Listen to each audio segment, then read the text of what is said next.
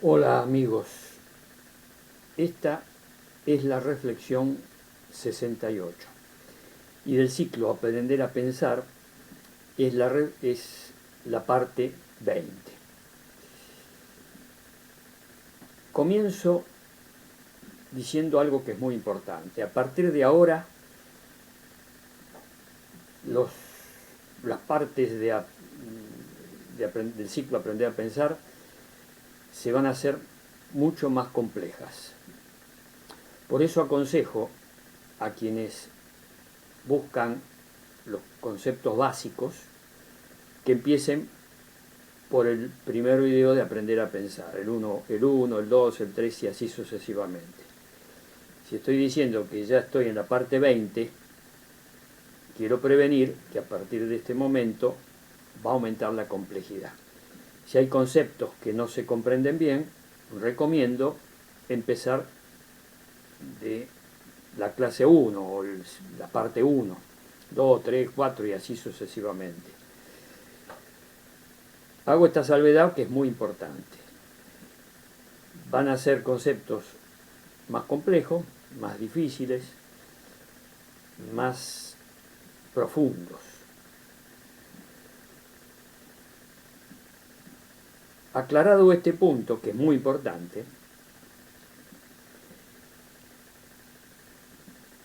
voy a decir que en esta parte comienzo con el concepto de ideas. Vuelvo a repetirle, repasen videos anteriores, donde explico todo el mecanismo, cómo se forman las ideas, cómo se incorporan, etcétera, etcétera. No puedo repetir en cada video, aunque sea en forma sintética. ¿Por qué? Porque una de las formas de aprender es la repetición. Pero repetición es al comienzo de un aprendizaje. Después conviene, más que repetición, el concepto de rever. O sea, volver a ver. El repaso, que lo menciono en los últimos videos. Entonces, la idea de la repetición es muy pedagógica, muy didáctica, se aprende mucho repitiendo, pero a partir de ahora estoy diciendo que van a ser más complejos y más profundos. Entonces, sustituir la repetición por rever, repasar, que es lo que dije al principio. Las ideas, yo ya he dicho que es todo lo que produce el cerebro. Las ideas no es algo mágico que viene de la estratosfera o de otro planeta, no. Las ideas es lo que produce un órgano que tenemos en el cuerpo que se llama cerebro. Todo lo que produce el cerebro son ideas, pensamientos. No es nada mágico. Entonces, ¿qué son las ideas? Lo que produce el cerebro. Bueno, la tendencia que tenemos los Homo sapiens es a hacer que esas ideas, encarnarlas, transformarlas como si fueran una parte del cuerpo. Rever videos anteriores. Esta tendencia los Homo sapiens las tenemos desde épocas ancestrales. De ahí el pensamiento mágico, las ideas de creencia, etcétera, etcétera, que todo lo puede, tú puedes, el voluntarismo. Los Homo sapiens hacemos que nuestras ideas sean, salvo excepciones, por eso yo estoy haciendo este trabajo de aprender a pensar.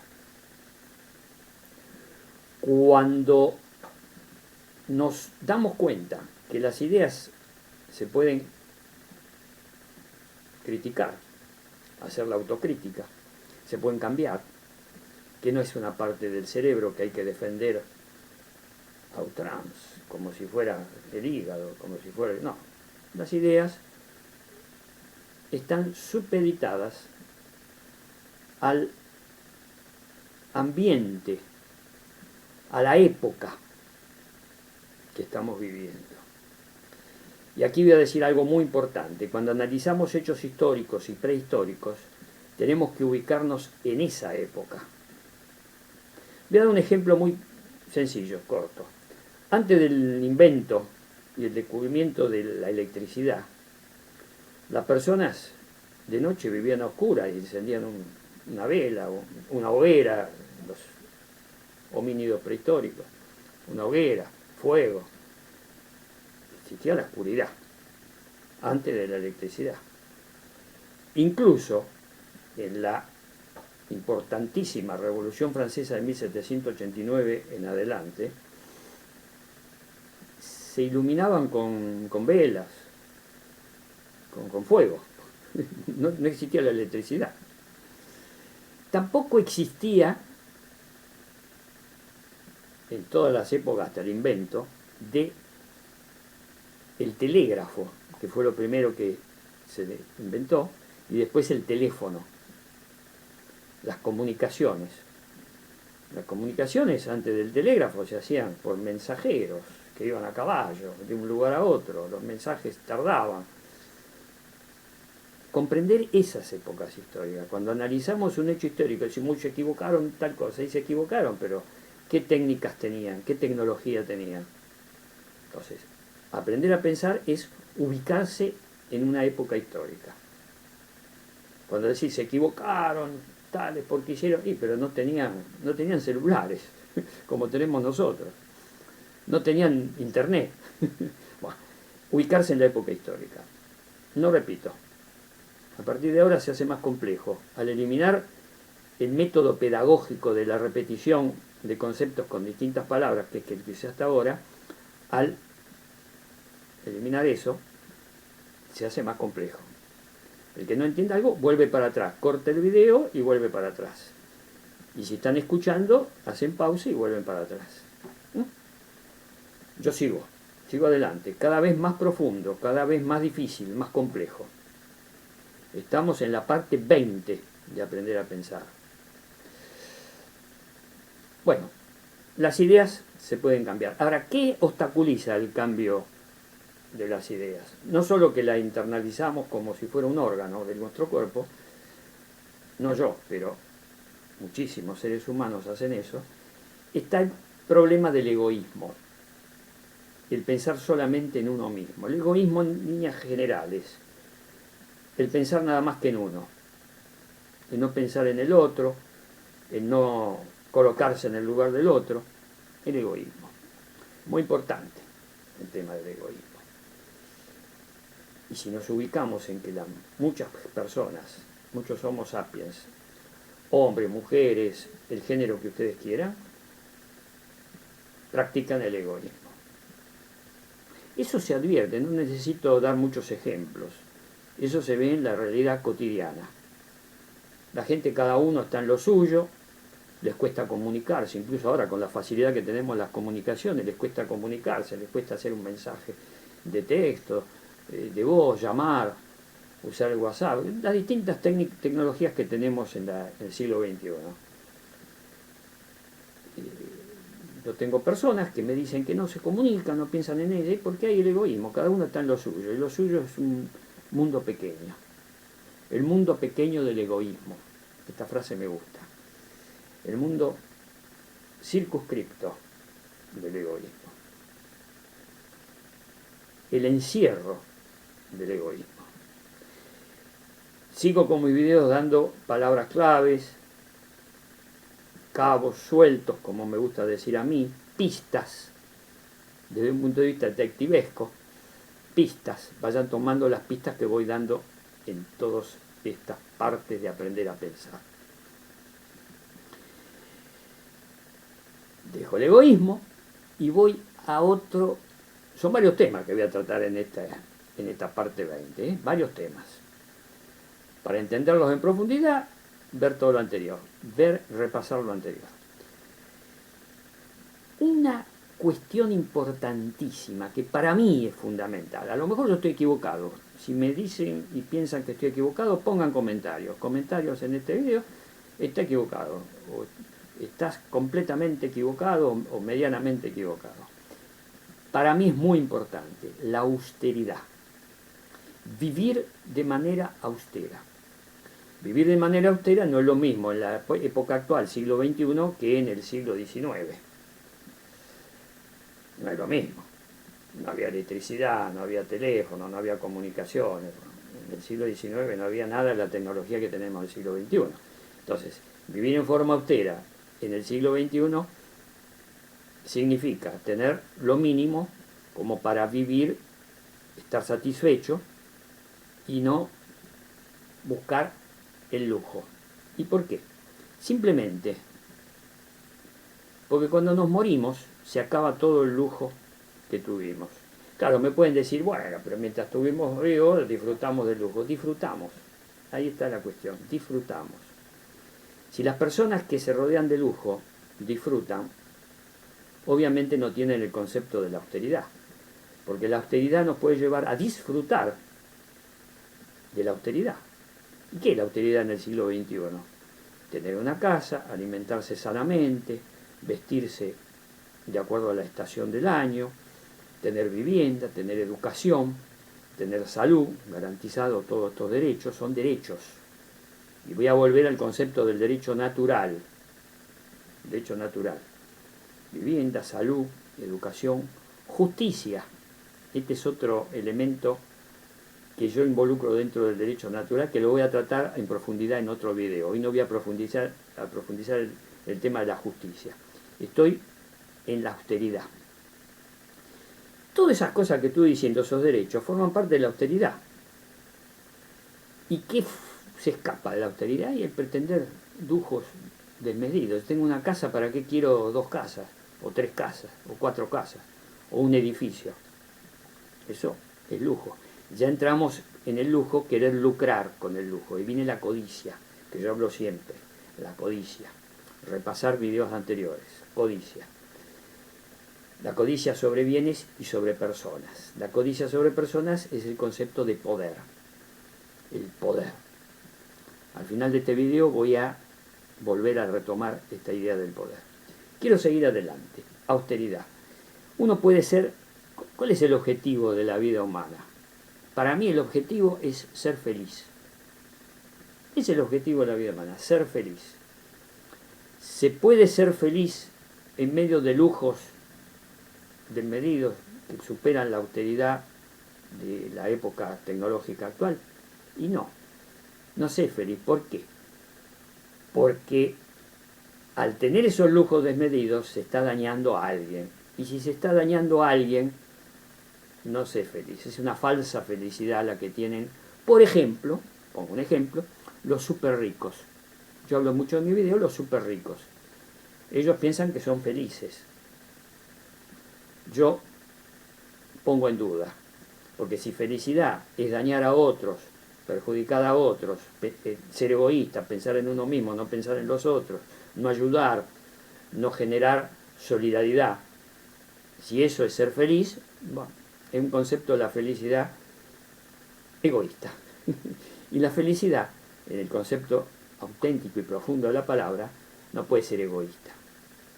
Yo no puedo, pongo mi caso, empiezo a contar experiencias mías. Yo no puedo ser feliz siendo egoísta. Yo soy feliz haciendo estos videos porque trato de dar datos, información, pistas, cabos sueltos a las personas para ayudarlas, para que puedan comprender mejor cómo aprender a pensar, el cómo hacer las cosas. Por eso vuelco experiencias propias, que me baso en información de cómo somos los seres humanos a través de ciencia, psicología, sociología, antropología, paleoantropología, química, física, etcétera, etcétera. Y en mis propias observaciones. Con todo ese bagaje de conocimiento los vuelco y trato de ayudar. Una forma de ayudar es aprender a pensar para ubicarse en el siglo XXI. La austeridad nos va a llevar a un concepto que es muy importante, que es el sentido común. El sentido común está asociado a mi regla ética máxima, que es no dañar, en especial a otro ser humano. Yo baso todo mi comportamiento, lo baso en esa frase, no dañar, en especial a otro ser humano. Si hago algo, digo algo que pueda dañar, en especial a otro ser humano, me hago una autocrítica y lo cambio. Eso no sirve. Si nosotros formamos nuestro sentido común sobre esa base ética, vamos a poder pasar a otro nivel, lo digo como una digresión, a otro nivel de justicia. Dentro del Poder Judicial, el famoso concepto de dictar justicia a través de jurados. Los jurados son personas comunes, sin necesidad de tener títulos universitarios ni nada, personas comunes forman un jurado y dictaminan si alguien es inocente o culpable. Se llama juicio por jurados.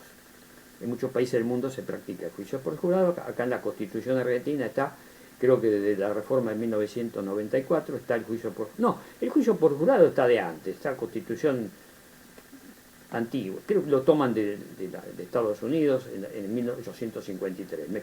Sí, estoy casi seguro que viene de allí el juicio por jurado, pero que nunca se implementó. Y que en la última reforma de 1994 se habla algo de cómo implementarlo, y no se implementa. En algunos lugares se está implementando en la justicia ordinaria, en las provincias. Algunas provincias tienen juicio por jurados, que es reunir a un conjunto de personas que con su sentido común escuchan todo lo que los alegatos, los testigos, todo lo que se plantea en el juicio, las pruebas, y piensan si alguien es inocente o culpable. Y ahí usan el sentido común. Son personas que no tienen conocimiento de derecho, tienen el conocimiento de lo que se planteó en el juicio. Para hacer un buen juicio por jurado es necesario tener sentido común. Y un buen sentido común se tiene que basar en la ética de no dañar, en especial a otro ser humano. Por eso que es importante formar el sentido común de las personas. Para formar ese sentido común, si observamos la realidad y la cantidad de personas que tienen ideas que dañan, los súper ricos, los capitalistas, dañan el planeta, la ecología, dañan a las personas con la explotación capitalista, que es una explotación, no cabe duda, que se explota a los trabajadores, se explota a los consumidores. Aquí en la Argentina tenemos un problema tremendo que se podía solucionar y no se soluciona. Pasan los gobiernos, cambian de signo, y es el tremendo problema de la inflación, y sobre todo de la inflación de los productos alimenticios. Y no se soluciona, no lo soluciona. ¿Y quién lo producen? Las empresas capitalistas. Quieren ganar más, aumentan sus precios, hacen la concentración del capital. Dentro de aprender a pensar es importante comprender que dentro del capitalismo se produce la concentración del capital. Muy pocas empresas, la mayoría multinacionales, concentran el capital y ellos hacen lo que quieren, fijan precios. La fijación de precios la producen ellos, a piacere. Y eso produce aumento de precios, y en especial de alimentos. En la Argentina es tétrico este problema. Pasan los gobiernos de distintos signos y no se soluciona. ¿Tiene solución? Por supuesto, hay que tomar medidas más profundas de gobierno. Bueno, ese es otro tema, es una digresión esta. Los argentinos sabemos de lo que estoy hablando, de la inflación y cómo no se soluciona. Bueno, se produce por la concentración de empresas que se concentran, son 2 o 3 empresas en un ramo determinado, la leche, la carne, son 2 o 3 empresas. Fijan los precios, se ponen de acuerdo, obviamente, y eso de la competencia, es todo mentira. Es una noticia falsa, una fake news, la competencia. El mercado va a equilibrar los precios porque hay competencia. Mentira. En el mercado no existe, en el mercado capitalista no existe competencia. Existen los oligopolios, la concentración en pocas empresas de todo. En cualquier ramo determinado hay 3, 4, a lo sumo 3, 4 empresas grandes, en general son multinacionales, se ponen de acuerdo y fijan los precios, hacen lo que quieren ellos. Y el Estado, con mi gesto, cada uno póngale el adjetivo que quiera. Bueno, ese fue un suspiro. Para los que vean esto como audio, esto fue un suspiro. El Estado, un suspiro. Bueno, esto pasa en muchos países del mundo. Lo que pasa en la Argentina está acentuado este problema. ¿Qué tenemos que hacer los seres humanos si queremos aprender a pensar? Aprender a pensar significa cambiar ideas, conceptos, y formar un nuevo sentido común. Voy a dar un ejemplo, los argentinos lo van a entender rápidamente. Aquí hay una empresa que está en proceso de quiebra, una gran concentración, se llama Vicentín, un gran complejo de empresas que ha hecho estafas, ha estafado al Estado Nacional argentino, lo ha estafado al Banco Nación, ha pedido préstamos y no ha pagado esos préstamos, ha estafado a productores, les ha comprado los productos, especialmente soja, les ha comprado a los productores sojeros y no les ha pagado, y se han fugado esa plata. Los dueños de esa empresa, Vicentín, se han fugado. Hubo un intento del Estado argentino de intervenir Vicentín. Bueno, en ese intento de intervención aparecieron personas de clase media, que no son ni súper ricos, ni ricos siquiera, que aparecieron a apoyar a esta empresa, Vicentín. Lo pongo como ejemplo para los argentinos, y si no, el que no es argentino, que busquen en internet caso Vicentín, en Argentina. Bueno, concluyo rápidamente. Salieron a defender a los dueños de la empresa, que son estafadores, delincuentes, que han estafado al Estado Nacional a través del Banco Nación con préstamos que no han pagado, a productores civiles, productores comunes, que le han vendido y no le han pagado.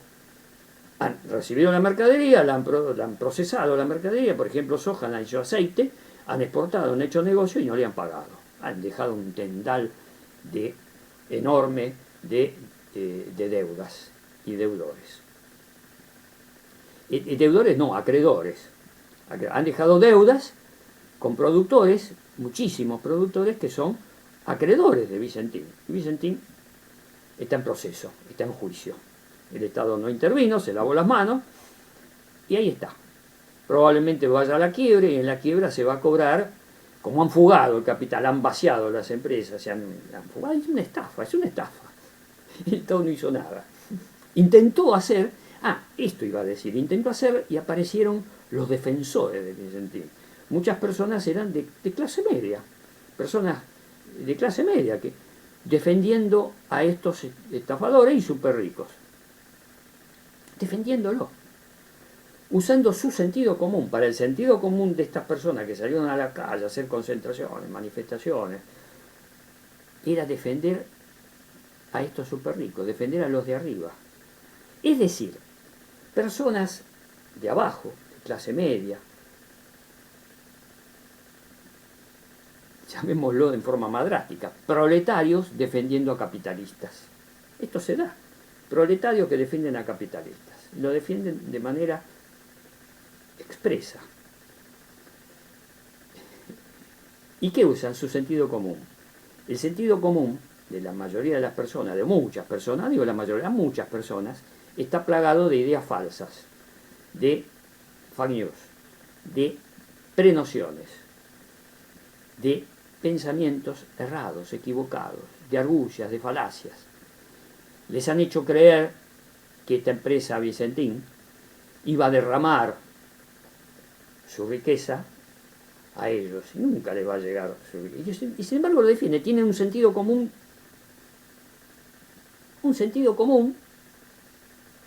que es el de muchas otras personas. Eso es lo que hay que producir. Cuando hablo cambio, el cambiar el sentido común, basándolo en la realidad. Y la realidad hay que basarla en no dañar, en especial a otros seres humanos. Vicentín está dañando a los acreedores, a los productores que le vendieron producto y no les pagaron. En este momento, dentro del proceso de quiebra, son acreedores, los productores gente de mucho menos recursos que la empresa gigantesca, que es una multinacional. Ha inventado empresas en otros lugares, ha hecho maniobras de fuga de capital, bueno, y sin embargo ahí está el proceso. El otro problema es el Poder Judicial en la mayoría de los países, pero acá en la Argentina es tremendo, la lentitud.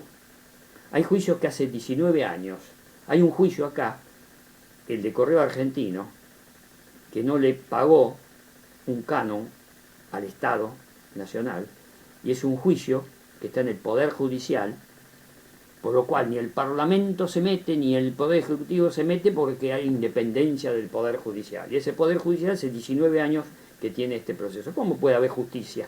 Una cosa es el Poder Judicial, otra cosa es la justicia. Y aquí estoy aprendiendo a pensar, a discernir entre Poder Judicial, que es un desastre, y ¿por qué? Por la lentitud. No puede un juicio durar 20 años. No puede. Y si dura 20 años porque no es justicia. La justicia es otra cosa. Una cosa es el Poder Judicial, otra cosa es la justicia. Y eso es lo que tenemos que cambiar en nuestro sentido común. El concepto de justicia. En este caso, la justicia a través del Poder Judicial está dañando al pueblo argentino, porque la estafa del Correo Argentino es de empresas vinculadas al expresidente de la Argentina, Macri, empresas que eran dueñas de Correo Argentino y no pagaron el canon a la nación, al Estado. Los perjudicados somos todos. El daño se produce a todo el pueblo argentino. Esa es una cosa que es importante aprender a discernir, aprender a pensar dónde está el daño.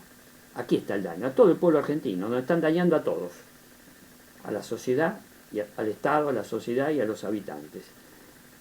19 años, casi 20, tiene este proceso. El Poder Judicial lo tiene estancado, lo tiene encajoneado, como se dice. ¿Eso es justicia? No es justicia. Es claro y evidente que eso no es justicia. Para cualquier persona, un juicio que dura años, pongo este caso como ejemplo, que han pasado gobiernos de distintos signos y no han hecho nada. Claro, el argumento es que el Poder Ejecutivo no se puede meter en el Poder Judicial y el Poder Legislativo tampoco.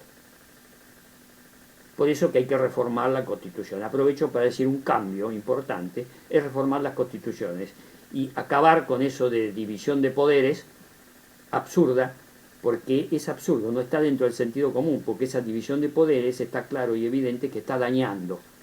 En este caso el Poder Judicial está dañando con sus decisiones lentas o que no toma decisiones y pasan años, cajonean los casos, los juicios, pasan años y años y no pasa nada, no resuelve. Y cuando resuelve muchas veces lo resuelve arbitrariamente. Por ejemplo, el caso, que ya está comprobado, de Brasil, el caso de Lula. Lo pusieron preso a Lula con el argumento de ese juez que en ese momento lo estaba juzgando, el juez Moro, que decía: yo tengo la íntima convicción que Lula es culpable. No hay pruebas, no tenemos pruebas de que haya cometido un delito, pero tengo la íntima convicción que es culpable. Lo meto preso. Y lo puso preso. 2 años preso estuvo Lula. Y ahora apareció un atisbo de querer cambiar las cosas dentro mismo del Poder Judicial y apareció la Corte Suprema de Justicia por 3 votos contra 2. Levantó todas las causas contra Lula, diciendo que no había prueba. Primero, que el juez no era competente, efectivamente, el juez Moro no era competente, por consiguiente todo el juicio era nulo. Pero que además no había pruebas y que eso de la íntima convicción del juez no se apega a la ley. El juez tiene que fallar de acuerdo a la ley y no a su íntima convicción. Es un argumento previo a la existencia de las leyes. Bueno, esta digresión es para confirmar con hechos de la realidad, con datos concretos. A mí me gusta basarme en datos de la realidad y datos actuales, mejor para que la gente me pueda entender. La justicia o los poderes judiciales, cuando es lento, no es justo. Por consiguiente no sirve, hay que cambiarlo, hay que hacer otra cosa. Tampoco es justo que un poder judicial sea vitalicio. Incluso se han fijado un límite de edad que no lo cumple. Es decir, jubilarse a determinado límite de edad. No lo cumple, sigue. Acá hubo un juez, el juez Fait, que en la Corte Suprema estuvo hasta los 99 años. Murió siendo juez de la Corte Suprema. Cuando existe una norma jurídica que dice que a los 75 años se tendría que jubilar. Y no se jubila, llega a los 75 años y sigue.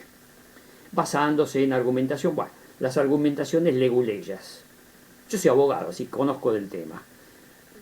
Es clásico cuando se dice que un tema jurídico tiene la mitad de la biblioteca que dice blanco y la otra mitad que dice negro. Y hay una ley específica. Y sin embargo la interpretación de la ley, y aquí viene lo que decía recién el juez Moro, en mi íntima convicción yo interpreto que la ley... Bueno, hay que cambiar. Y el cambio se produce hasta ahora en la historia de la evolución humana. Los grandes cambios, las grandes transformaciones de cambio se hicieron a través de revoluciones. Y en general, casi todas las revoluciones se hicieron de manera violenta. Yo no estoy de acuerdo con la violencia. Entonces, ¿cómo hacer el cambio? Si queremos cambiar, queremos hacer una revolución pacífica, sin violencia, sin que haya muertes, sin que haya desmanes, agresiones, violencia, crueldad. ¿Cómo hacerlo? Y tenemos los elementos, estamos en el siglo XXI. En el siglo XIX se justificaba que la Revolución Francesa le cortaba la cabeza al rey para terminar con la monarquía, le cortaron la cabeza. Se entiende que lo hicieran, pero ahora estamos en el siglo XXI. Tenemos herramientas, hay que usarlas, pero hay que cambiar. Vuelvo al Poder Judicial.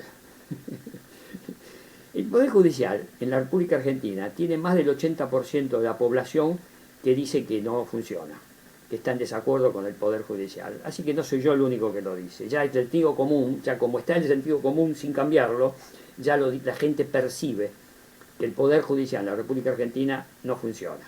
Funciona mal. La justicia es lenta. ¿Por qué hay femicidios? ¿Por qué no se previenen los femicidios? Se matan a las mujeres cada 23 horas, se está matando en el año 2021, desde enero hasta ahora, cada 23 horas la estadística nos está dando que matan a una mujer. Y Poder Judicial, los fiscales, los jueces, estoy haciendo gestos. El que está escuchando esto y no lo ve, les aclaro que a las personas que escuchan y no ven, estoy haciendo gestos. El Poder Judicial y hago un gesto. Escéptico. Escepticismo. Yo soy escéptico y ecléctico. Ecléctico significa que tomo información de distintas fuentes, de distintos campos, de distintas ideas y de distintas ideologías. No soy dogmático, soy ecléctico. Y lo comparo, lo relaciono, lo que tomo de distintas ideologías con la realidad, con lo que percibo, y trato de ser lo más objetivo posible. Soy ecléctico. Y escéptico quiere decir que pongo en duda todo hasta que no me comprueben que algo es verídico, que algo es real. Hasta que no verifique algo, alguna noticia, un hecho, lo que fuere, hasta que no lo verifique, dudo de su veracidad. Bueno, por eso mis gestos, el que está viendo el video ve mis gestos, la cara que pongo. Bueno, y sigue habiendo femicidio, hace años ya que hay femicidio, no es de ahora, ojo, viene de años. Y el Poder Judicial, no digo la justicia, yo discrimino. Una parte es la justicia, que es un tema que lo voy a tratar en otras partes de aprender a pensar, y otra cosa es el Poder Judicial, los poderes judiciales de todos los países del mundo, pues no solamente en la Argentina. Mi observación es por lo que yo estoy en contacto más directo, por lo que veo. Los femicidios, y sigue habiendo femicidios. Ahora, también hay femicidios por otro problema. Un factor es el Poder Judicial, el poder estatal en otro poder, que es el Ejecutivo, las policías, los medios que tiene el Estado para prevenir los delitos, y no solo combatir los delitos, sino prevenirlos. En el caso de los femicidios, acá hay algo muy importante, y con esto quiero ir redondeando este concepto. Cuando yo hablo de enamoramiento en videos anteriores, es muy importante ese concepto. Las mujeres, y quiero ayudar a las mujeres a que puedan prevenir los femicidios. Una forma de prevenir es evitar los enamoramientos con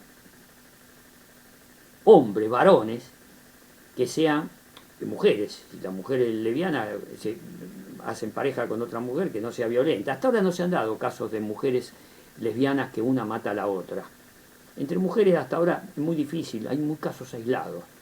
El femicidio está dando varones que matan a mujeres. Es altísimo porcentaje de casos es así el femicidio.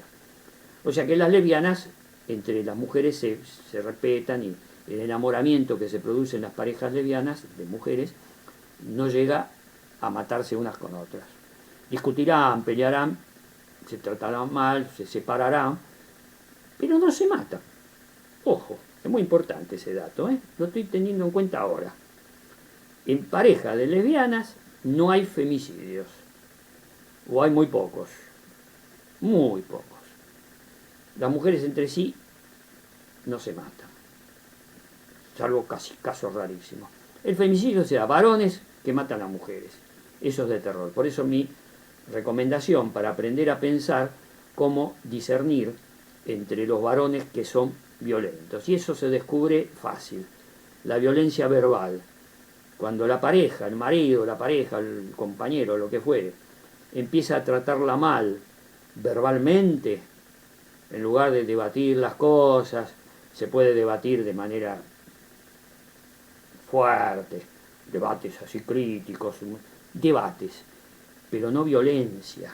La violencia verbal, los insultos, los despreciar la opinión del otro, violencia verbal. Lo analizo en otro video. Revean, repasen. Se empieza la violencia verbal, luego viene la violencia física, las lesiones, los golpes, los varones que empiezan a golpear a las mujeres, y después el femicidio.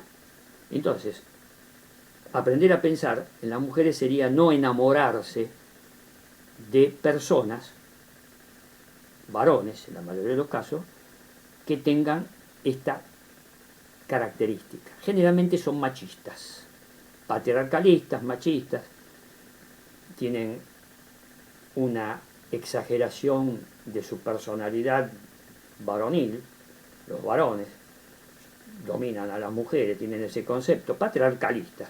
El patriarcado es eso, el dominio de los varones sobre las mujeres, cosa que es una tremenda estupidez. Por eso que la revolución feminista que se está dando en casi todos los países del mundo es tan importante. Para aprender a pensar, algo muy importante es ubicarse en la época histórica, como dije anteriormente. En el siglo XXI, y concretamente en este año 2021, estamos en una situación tecnológica especialísima. Si usamos las herramientas tecnológicas que tenemos, podemos llegar a producir cambios revolucionarios sin necesidad de hacer revoluciones violentas como en épocas anteriores. ¿Cómo? Porque muchos van a decir, no, no se puede. Bueno, en muchos de los vídeos próximos voy a ir dando pistas, cabos sueltos, de cómo se pueden producir estos cambios, estas revoluciones sin violencia, usando las herramientas que tenemos en el año 2021 en adelante. Ubicarse en la época histórica es muy importante. Por eso que cuando analizamos un hecho histórico y decimos se cometieron tantos errores, lo vemos desde el punto de vista actual. Ahora decimos se cometieron errores. Pero si nos colocamos en la época de esos hechos, a lo mejor no estaban tan equivocados. A lo mejor en ese momento, con los elementos que tenían en esa época, no podían hacer otra cosa. La única solución que encontraban era esa. Por ejemplo, la violencia. Ahora, Hasta ahora se usó el concepto de cambio, de revolución, y acá voy a dar una pista, un cabo suelto importantísimo, que voy a dejar en suspenso. No lo voy a desarrollar. Posiblemente, seguro lo voy a desarrollar en otros videos, en otro momento, más adelante. Porque previo a ese desarrollo quiero hacer otras salvedades. Esta, ubicarse en la época histórica, es muy importante. Entonces, el concepto de cambio, fíjense ustedes, el mismo sentido común que tenemos, yo me exceptúo porque mi forma de pensar es multilateral, no tengo pensamiento lineal, entonces pienso distinto. Como yo debe haber muchos, no debo ser el único, por supuesto, ojo, autocrítica, debe haber muchas personas, pero no aparecen en la palestra. Esperemos que vayan a ir apareciendo personas que partan de este postulado.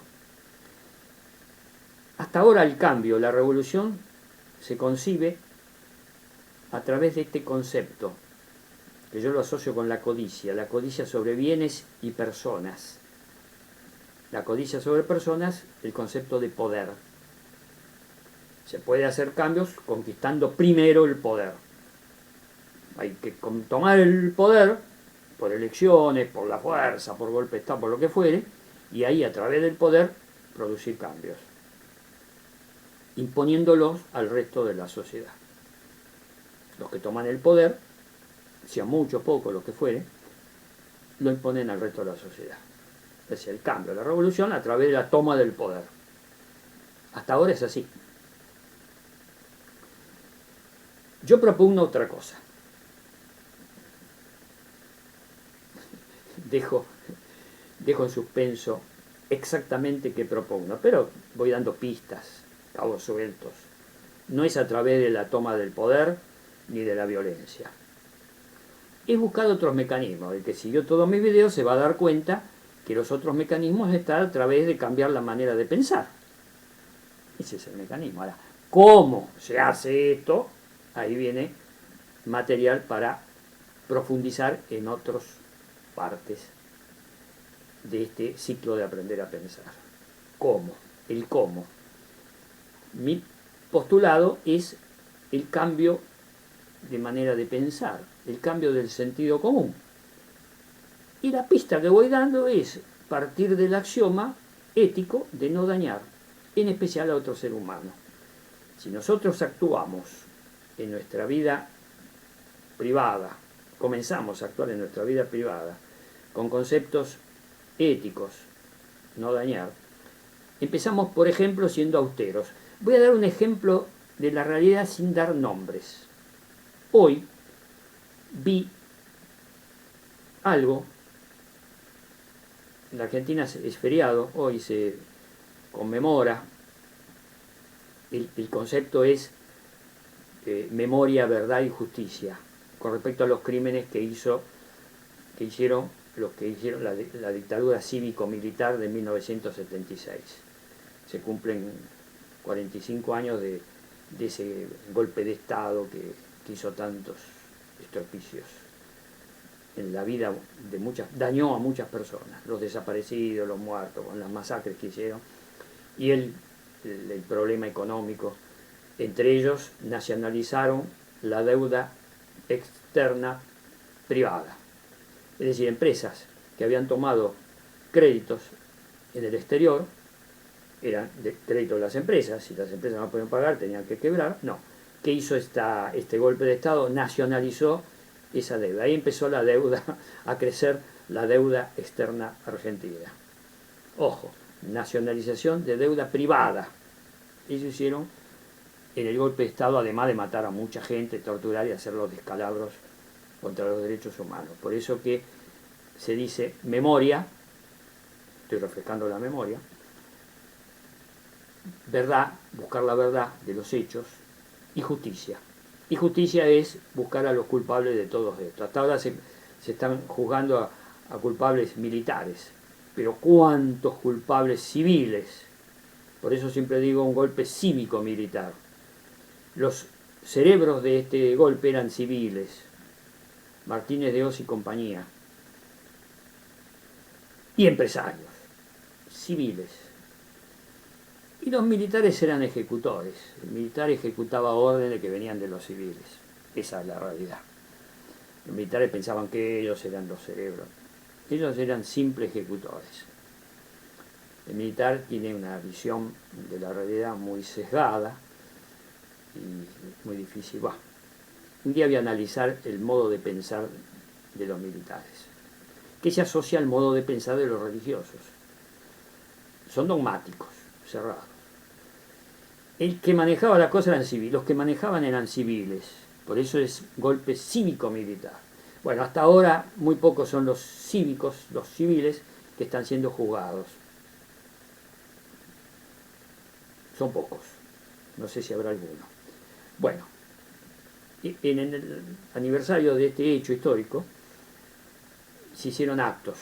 En uno de los actos yo escuché a personas y el escuchar a esas personas me prendió la chispa de algo que yo tenía en mi segunda conciencia, que es el concepto de austeridad. En esos actos yo escuché personas que decían que en forma personal es una cosa y que en forma social el bien común es otra. Entonces que a uno le podía gustar visitar la ciudad de Nueva York, visitar la ciudad de Orlando, Disney World, es lindo ver Disney World, pero en forma social el bien común, busco el bien común. Está bien, es una forma de ver, pero ir a Disneylandia, Disney World, uno lo puede ver en videos, eso, en películas, listo, suficiente. Bueno, para mí eso forma parte del lujo, no es austeridad, vestirse de manera muy, con ropas caras, calzado, etc. Está bien, para mí eso no es austeridad, pero respeto esa forma de pensar, mientras no dañe en el aspecto político, social, económico, no daña a los demás. Las personas que dicen esto y tienen conductas sociales y políticas y económicas que no dañan, está bien. En su vida privada no son austeros. Yo le doy mucha importancia a la austeridad. Nueva York. Yo si voy a Nueva York, lo importante que tiene Nueva York son los museos. Tiene museos muy buenos. Y curiosidad por visitar Nueva York, no por ver los rascacielos, que es una cosa tremenda. Bueno, es ver los museos. Nueva York tiene los museos, que también lo puedo ver vía internet. Así que tampoco es imprescindible ir a Nueva York para ver los museos. Para mí ir a Nueva York, que en este momento sería un lujo. Lo puedo ver vía internet, los museos. Los museos sí son importantes. Rescato de Nueva York los museos. Pero ver los rascacielos y ver las grandes tiendas. Bueno, eso para mí no es austeridad. Pero bueno, cada persona, si en el ámbito político, social y económico no daña, y ahí tiende al bien común, bueno, lo admito.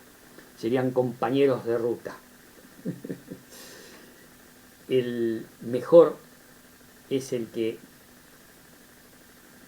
tiene sentido del bien común, que no daña y que también es austero. Yo le doy importancia a la austeridad, porque revela una estructura de su modo de pensar, de sentir especial, la persona austera. Y voy redondeando esta parte de aprender a pensar con remarcar, ubicarse en la época histórica. Quizá en esta época histórica las personas que comentaron eso de que puede ser un lujo ir a Nueva York, quizá en esta época histórica de tremenda desigualdad, que es un tema para otra parte del aprender a pensar, ver y tratar de ver cómo ayudamos a superar la tremenda desigualdad, que yo hablo, en muchos videos hablo de la desigualdad social y económica que produce el capitalismo que viene desde siempre. Pobres y ricos hubieron siempre.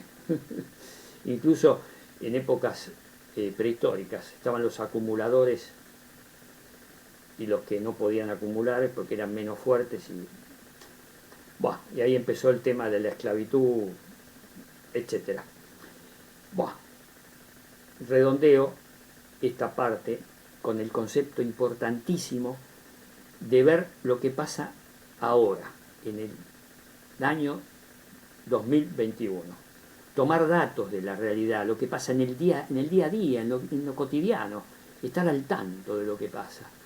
Ver, por ejemplo, el dato objetivo de la desigualdad de los estados, de los países que acaparan vacunas en detrimento de otros países. Se dice que en el continente africano, los países africanos van a tener vacunas contra el coronavirus en el 2023. Y no puede ser eso. Eso no puede ser. Aprender a pensar significa tener criterios que ayuden a combatir la desigualdad. La desigualdad es algo que no es ético. Daña. Redondeo esta parte con... Es muy importante ubicarse en la época actual y sobre todo ubicarse en lo cotidiano, en lo que está pasando aquí y ahora, y ver qué elementos producen daño. Cuando detectamos algo que produce daño, ahí hay que disociarlo de nuestra manera de pensar, de nuestras opiniones, de nuestro sentido común. Bueno, amigos, doy por concluido esta parte. Seguiré analizando y me despido con la forma como lo hago siempre. Será hasta la próxima. Chao.